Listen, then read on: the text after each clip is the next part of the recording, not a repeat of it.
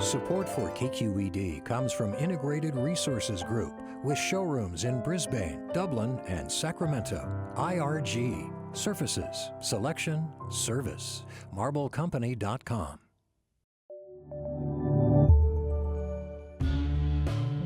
Hey there, how you doing? I'm Ryan Farr from 4505 Meats and 4505 Burgers and Barbecue.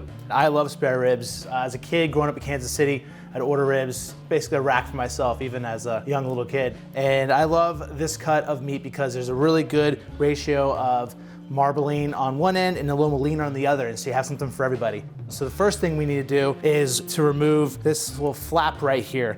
This basically is the skirt steak of the pig. Since it is delicious, we don't want to waste it. What we do at the restaurant is once we take this off, we go ahead and smoke it and we chop it into our baked beans. And this little flap here, go ahead and cut this off as well. All right, so the second thing you want to do to prepare this rack of ribs, we have a layer of sinew that we want to remove. It gets dry and really kind of chewy. Come to the corner here and you can see it's already starting to peel off. You might have to work at it a little bit, but once you kind of get it there, you go and grab your paper towel. And the paper towel helps to get a good grip. So you can see I'm trying to pull it off the best I can in just one piece. There you go. And this goes for all rack of ribs too, especially for if you're cooking lamb chops at home.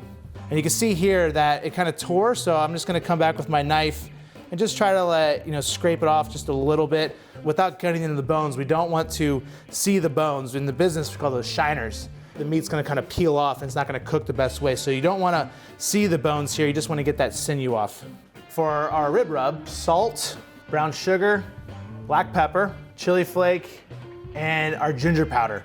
It's salty, it's sweet, it's a little, got some heat from the chili flake and the black pepper. So the first step of seasoning our ribs is putting our yellow mustard on here, just plain yellow mustard. I'm using my hands right now, but if you don't want to get your hands messy, you can definitely use gloves or you can use a brush, whatever. I think the main thing is making sure you get the yellow mustard all over the rack. All right, now let's do the other side.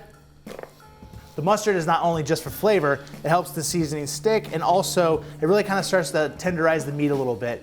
Let's go ahead and put our seasoning on here.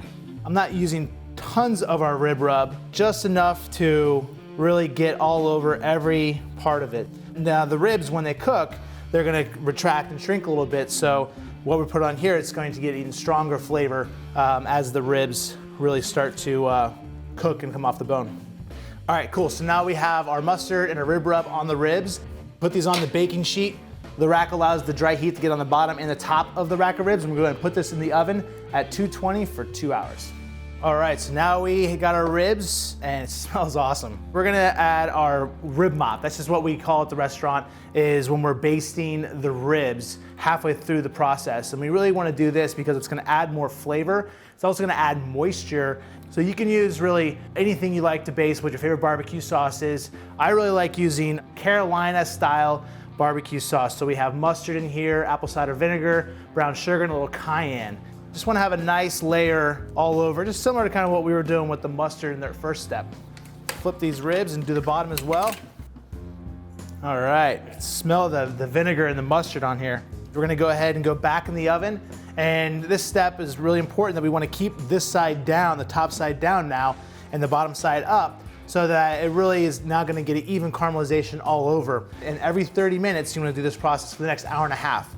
And this looks beautiful. So you can see what I'm looking for is this nice crust where that sugar caramelized real nicely. The bones have popped out. Beautiful. The fat rendered out really well here, and we got our kind of leaner parts down here. And first thing we do when we're gonna cut the ribs is we wanna kind of see, you can see which way the bones are going. So our bones are pretty much going parallel to me, but about right here in the center, they start to kind of curve a little bit. When you're cutting, you wanna cut in the middle of each bone. I'm gonna go ahead and start laying them up here. All right, good, so I can see the bone is starting to kind of come this way. So I'm just gonna start following with the bone.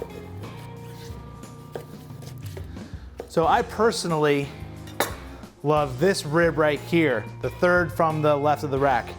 As you can see, it's just beautiful marbling in here. You can see the grain of the rib, the meat. It's super juicy and tender.